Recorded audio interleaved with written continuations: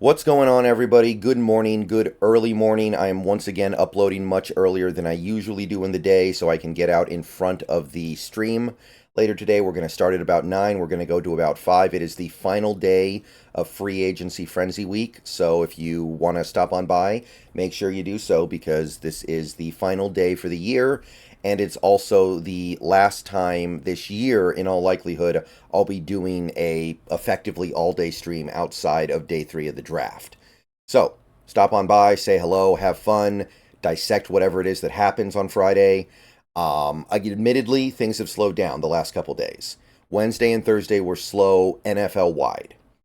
But things are still going to happen today. I'm sure the Seahawks are going to do something, and we're going to get a better idea of what the league is going to look like in 2024.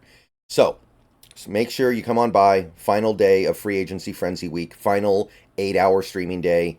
Hope to see you guys there. All right, so now that we've seen the Seahawks shoot off some of their bullets and spend some of their money, I want to try to take a big step back and understand exactly where we sit in terms of salary cap. Because a lot of people are asking how much salary cap space do we have, and I always say it's impossible for us to know right now because we don't have enough information. So I'm going to do the best that I can with the information that I have, but understand that this is just a guess based off the information that we do have, which is in some cases actually extremely insufficient. But I'm here on Spotrac on the Seahawks page. You can see that if you scroll over to the right here, they have estimated cap space at $32.5 million approximately. So we're going to start there, $32.5 million. And then we're going to take a look at what they have on their sheet, their chart. You can see that they have some new stuff accounted for. Lockett's new cap hit of 18.55 is accounted for. Leonard Williams' cap hit is accurate to the new contract. Some of the other new things are accounted for, like Darrell Taylor's new contract, Michael Jackson's tender, John Radigan's tender. So a lot of the new stuff that has happened is being accounted for on this list, including the Sam Howell trade. Miles Adams' tender is on here. However, the problem that we have is quite a few things are not being accounted for, and they're down here at the bottom of this list. They're not accounted for simply because the contract details aren't known to the public yet, so therefore they can't be updated. But let's try to understand what these numbers could be, because in some cases we can use heuristics to figure it out. In some cases we can use common sense, and we can get pretty close to what it probably is. So, with all that being said, let's start at the very top of the list with Pharaoh Brown, new tight end.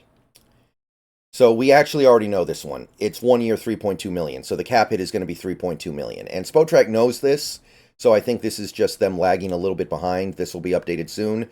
But Pharaoh Brown's cap hit is $3.2 million. That was pretty easy. So we subtract that from the cap total.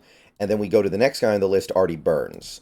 Now, Artie Burns has signed quite a few one-year vet min deals in his career. That's what he had with the Seahawks last year.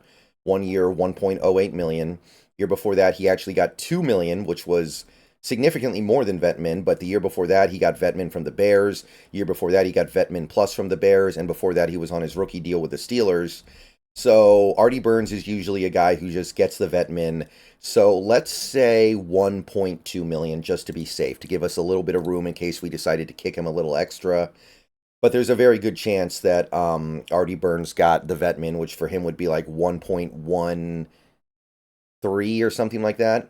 So very little to worry about here. So let's just call it 1.2 million here. I'll add that to the total.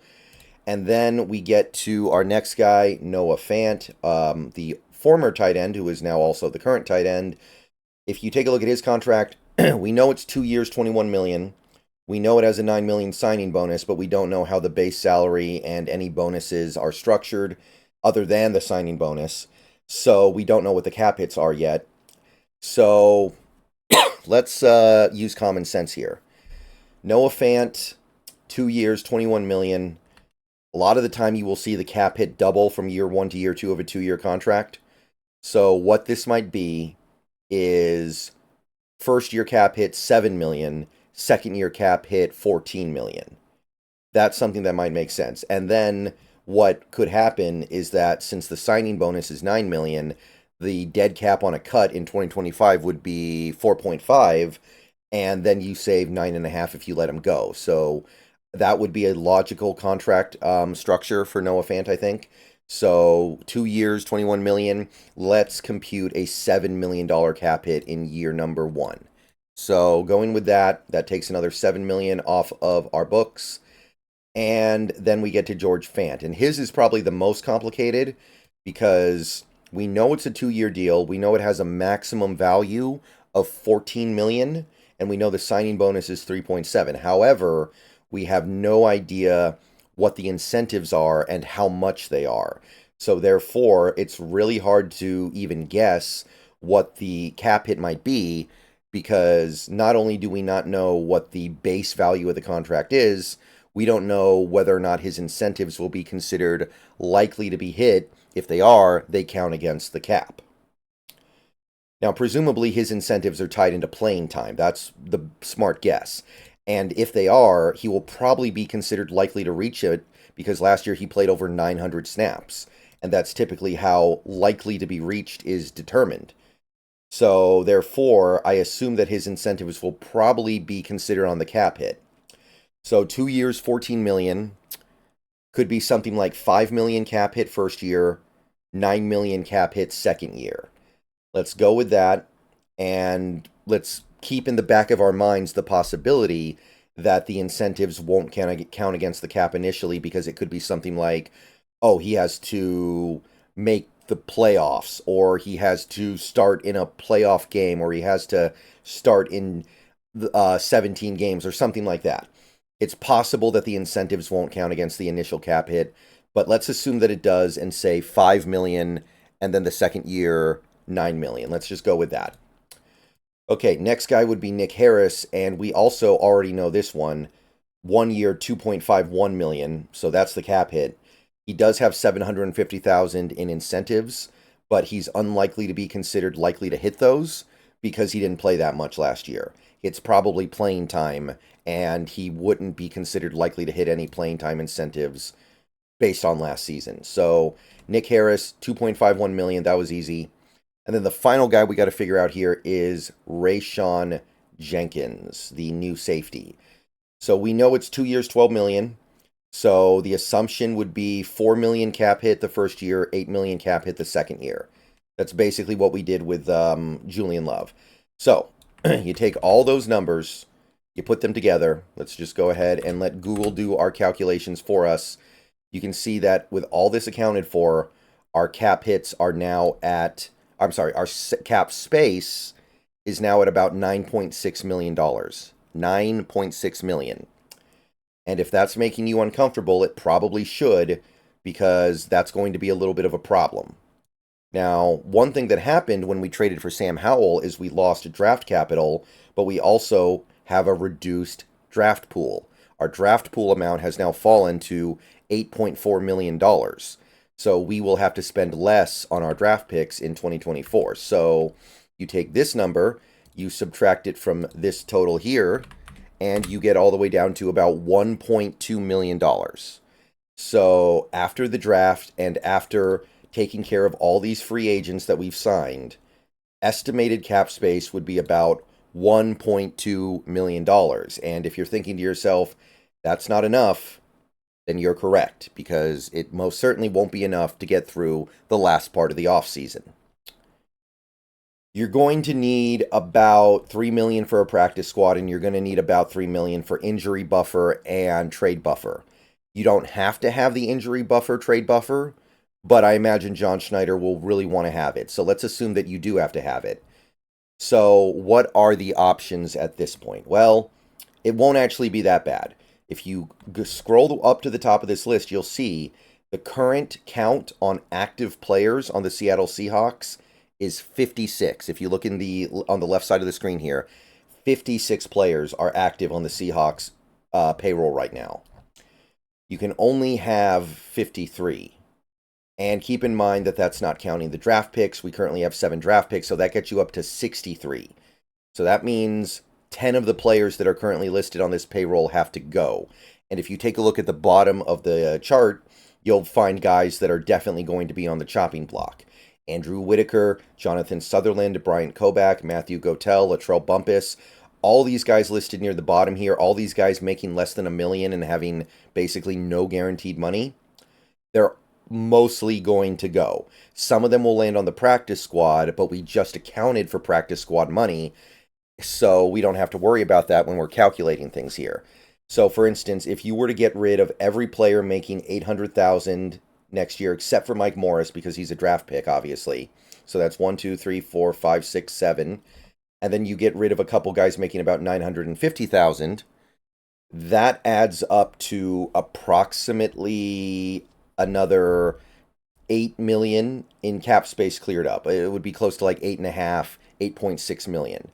So once you account for getting those guys off the roster, things start to make sense. Because if you add in these hypothetical cuts and practice squad assignments to guys like Lance Boykin and Levi Bell, let's just go with let's just count these 7 guys right here, and then the next 3 guys up here.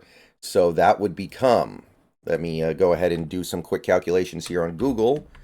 That would be that times 7, and then we go, I'm sorry, this should actually be a plus because we're adding to the total.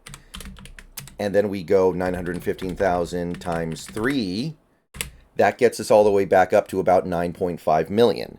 So now you have your 3 million injury buffer, you have your 3 million practice squad, and you still actually have about 3.5 million left over. So as of right now, that's about what we have to play with for the remainder of this free agency, approximately 3.5 million. So what could you do with 3.5 million? Pretty decent amount, but don't expect it to happen soon. And what I mean by that is I think we're going to wait until after the first few waves of free agency are over. We're going to wait until April. We're going to wait until May, June. Wait for players who are still lingering around, who become desperate for some kind of job, desperate for some kind of roster spot, who will take anything. Like, you look at the remaining needs on this team, it's mostly just like we need one more safety and we need one more linebacker. We can afford to wait on that. Wait for the compensatory period to be over. Wait for somebody to slip through the cracks. And that will probably be the thing that ultimately gets us to having a full roster. By the way, on top of everything we just discussed in this video, we can lift the tender on a guy like John Radigan and save almost $3 million. In fact, I think that's very likely to happen, so that could account for a little extra money on top of everything we just talked about. I think you could see us lift the tender on a guy like Miles Adams. We could terminate the contract of Darrell Taylor and only lose the $20,000 signing bonus. We could lift the tender on a guy like Ty Okada. We could lift a tender on a guy like, I want to say, Patrick O'Connell was tendered. So some of these guys that we're assuming are going to make the team in some way, some of the guys accounted for here, are probably going to end up slipping through, some of them to the practice squad, but some don't even make it there. Some end up on another team. So when you actually do the math, I suspect the Seahawks are still thinking along the lines of they have about $5 million to play with if they really want to project out and assume that John Radigan doesn't get kept around on this tender. They assume that a lot of the guys at the bottom of the roster get cut. So I would say if you really wanted to push it, you could probably get it to about 6 million. I'm going to say 5 million just to be safe. So if you want to know how much money the Seahawks have to actually play with, like they can actually use to bring in additional free agents over the next several months, after draft, after practice squad, after injury buffer, after trade buffer, my number right now is 5 million. But we're making a lot of assumptions. I could be wrong about some of this stuff, right? Like, look at some of these guys that I assume the cap hit on. Could be differently structured for Fant. Either Fant. It could be differently structured for Jenkins. Artie Burns could make way more than the Vetman for all I know. So we just need more information to be sure. But if you were wondering, do the Seahawks still have more money to spend? I think the answer is yes. So if you were thinking that nothing else interesting is going to happen until the draft, I don't think that's the case. I think you might see a little bit more. Now, I mentioned compensatory picks earlier, so let's jump over to see where we stand right now with these. We still have 4, 5, 6, 6, but we did sign George Fant and Tyrell Dodson. Depending on those contracts, which we don't know about yet, we could lose a pick or 2 picks, and possibly Fant will be tied up in incentives. So we'll have to see if Fant plays enough and plays well enough, or does whatever it is he needs to do to actually be worth a compensatory selection. And you can also see we also lost Devin Bush. Now, it's very unlikely that Devin Bush's cap hit is going to be enough to generate a CFA, but it could. And if it does, that would offset Dodson or Fant, potentially. So we're going to continue to monitor that. But as of right now, it looks like we are probably down at least one of these comp picks. Hopefully just one of the 6th rounders. I can't imagine it being anything else. But that's really about it on that front. Maybe we can earn it back if Evan Brown signs a deal somewhere. He could get a few million. I could see it. And as for the needs chart, I want to go back to this real quick here because things have clearly changed. Quarterback is now no need because we have 2 quarterbacks. I doubt we're going to carry more than 2. If we do carry another, it'll probably be on the practice squad. So quarterback is no longer something that I think is particularly interesting to this team in terms of a genuine need to improve. I think nose tackle needs to be bumped to low need at this point because the team clearly likes Jaron Reed enough to keep him around. And I also think that linebacker, I'm going to bump it down, but I'm not going to bump it down that far. I think we need 2 more guys, and one of them needs to be capable of playing significant snaps. So, with 4 days of free agency passed, the Seahawks are now in a position where they only, in my estimation, have a red alert level of high need at left guard and right guard. And right guard's debatable. And then their medium needs, linebacker, and both safety spots. I think they need one more safety who's a veteran and one more safety who is a high-quality rookie. Or maybe they could go high-quality rookie and then flyer rookie. Low need at center and nose tackle, and then I don't think they have much of a need at any other position at the moment. All right, so long video this morning, but I had a lot of things I wanted to get through here. Really wanted to try to drill down to the bottom of the cap space question. Hopefully everything I said made sense to you. Hopefully everything adds up in your mind. So let me know what you think about this. Let me know if you think my calculations are off or I failed to account for something. But I think we got it all. And I think the magic number should be right around $5 million in money that we can actually spend in free agency still. All right, see you guys.